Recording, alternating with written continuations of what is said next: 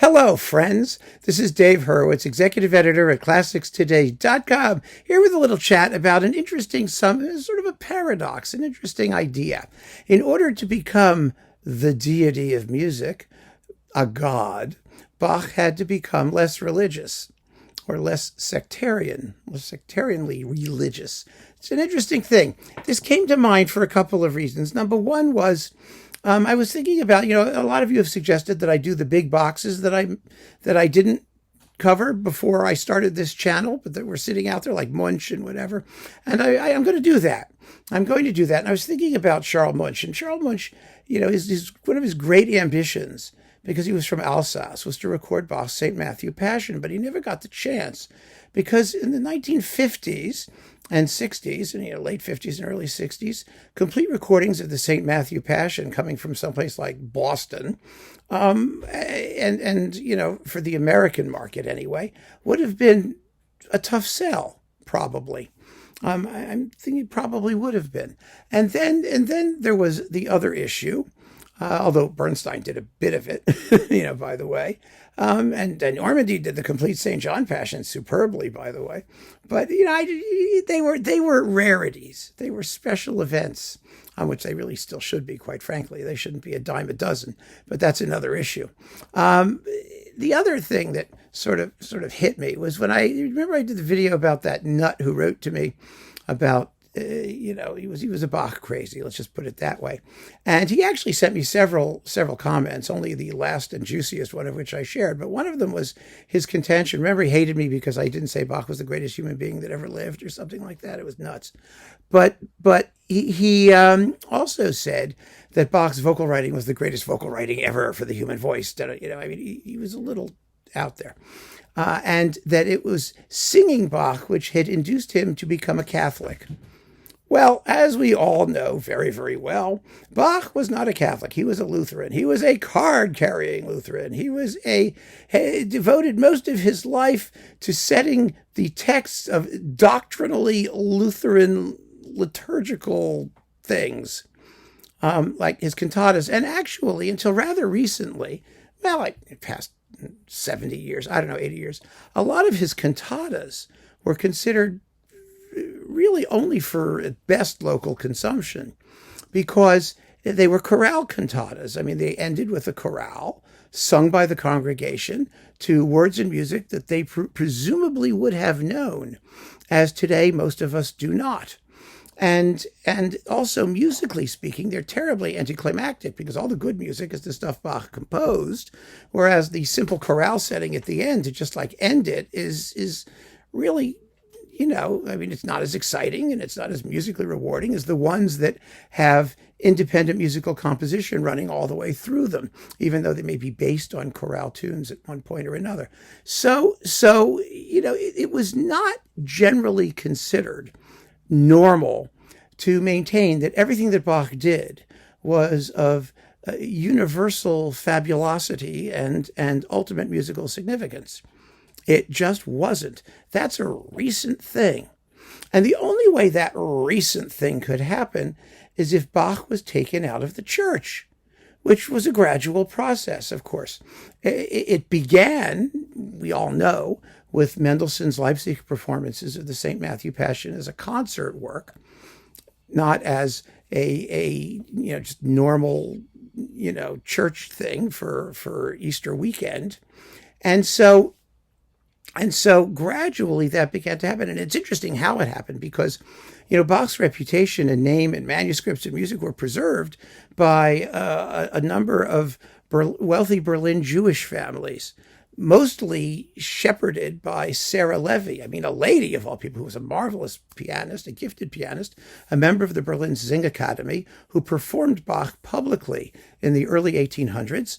She was Mendelssohn's great aunt. She gave him the manuscript of the St. Matthew Passion, or the score of the St. Matthew Passion, the copy from which his performance is derived. And it's very interesting because she was devoutly Jewish. A lot of the family, those wealthy families converted in order to have a better life in, Protestant Germany, Lutheran Germany at that time. But she never did. She was a pupil of W.F. Bach, Bach's oldest son, and they apparently got along fabulously, and she supported him. She also patronized C.P.E. Bach. She supported C.P.E. Bach's wife, and she collected Bach family manuscripts. And her archive, which consisted of about 457 manuscripts, was donated to the Zing Academy, who later sold it to the Berlin State Library, where it was stolen by the Nazis. You know the story. It wound up in Kiev, and was only repatriated to Germany in, 1999 or 2002, from whence it has now been cataloged and researched. But Sarah Levy and her family really preserved a great amount of the Bach legacy. There was no way, however much they may have, some of them may have converted, as Mendelssohn did and whatnot, that they were doing it out of a devotion to Lutheran orthodoxy. It was the music that mattered primarily to them, and that was sort of the beginning. But in terms of recorded history, our normal understanding of Bach through records, back in the 50s and 60s, most of the Bach recordings of his sacred music came out of Germany. I mean, it was the Thomaner Chor, the Thomaskirche in Leipzig. He was still being performed regularly in the Leipzig churches. I'm sure he still is. I mean, I'm not there, but I have no doubt that the Thomaskirche in Leipzig is going like gangbusters. I mean, every so often a recording pops up, so you know they're still doing it. And the conductors who were playing that music, his sacred music particularly, were all German church Kapellmeisters, and their performances were, as some might say, Kapellmeisterisch. That is, for religious absorption rather than necessarily musical pleasure. Although some of them were superbly wonderful musicians and whatnot, and a lot of those recordings are still buzzing around on Berlin Classics and whatnot. You can find them. So it wasn't really until I think Harnoncourt and Gustav Leonhardt did their complete Bach cantata cycle, which took, the better part of 2 decades to complete. Now, of course, they do them in 15 minutes. I don't know how, but they do. But in those days, it took forever on LP, and that was considered an epic and very quixotic and unusual achievement. Remember, the label was Telefunken, a German, somewhat local label. There was none of this, major international universal conglomerates with giant boxes of CDs just stuffing this stuff out by the boatload. It was a risk. It was definitely a risk.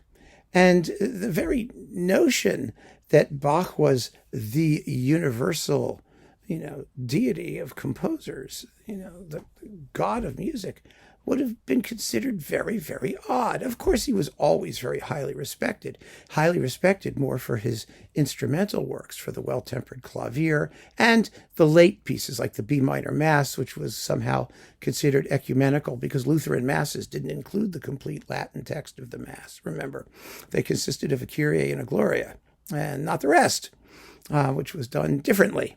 So, Bach wrote 4 of those. He wrote 4 Lutheran Masses, some of which wound up in the B minor Mass. But at the end of his life, it was Bach's own desire to catalog all of music as he knew it at that time, which created the universal Bach. But there wasn't that much of it. There was the Well-Tempered Clavier, there was the B minor Mass, there was the Art of Fugue. There were a couple other pieces, the canonic variations on von Himmelhoch and things like that, that were, Klavierübung, the partitas, the things he published in his life. Only the partitas, I think, were published in his lifetime, the keyboard partitas. But his tendency was always that of, universally subsuming everything he could in the musical technique of his day. So there was that. I mean, it wouldn't have worked if Bach had not been capable of doing what, later generations ascribed to him. Certainly he was.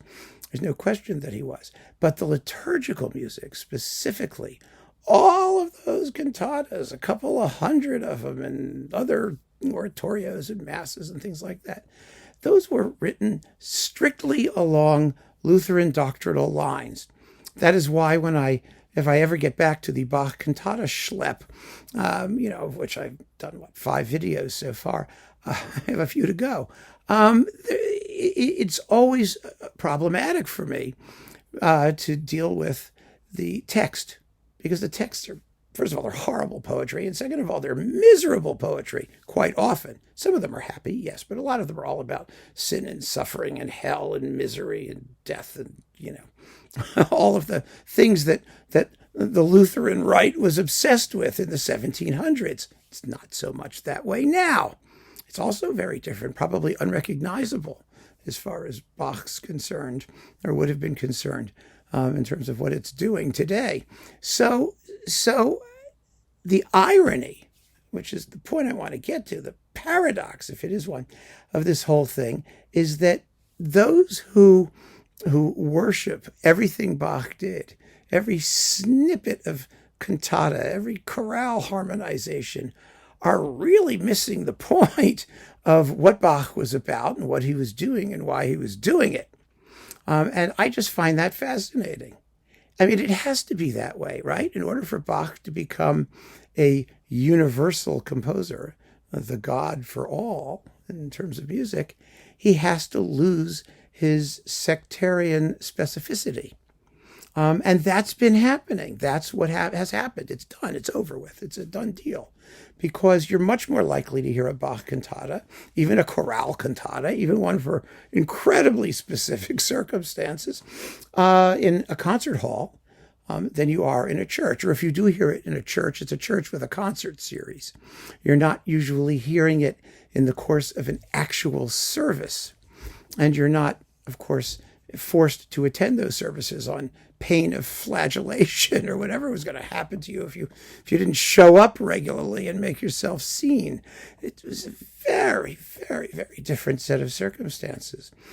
We say, of course, that the music survives anything. You can play it upside down, underwater, in outer space, in a park, in any circumstances, and its transcendental, mystical, stuff somehow makes itself manifest.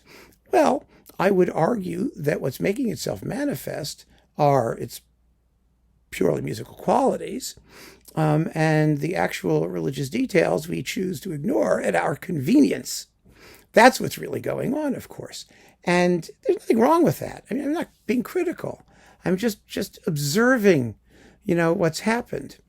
And I just think it's kind of fascinating that the more Bach becomes universalized and the more he is worshipped and mythologized, the more vague, generalized, non-specific, even non-religious his music has to be considered.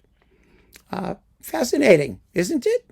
You can think about that yourself and maybe send in a comment or two, but please, none of the crazies. If you're crazy, you know who you are. Just go be crazy someplace else. Anyway, thanks for joining me, friends, and keep on listening. Take care.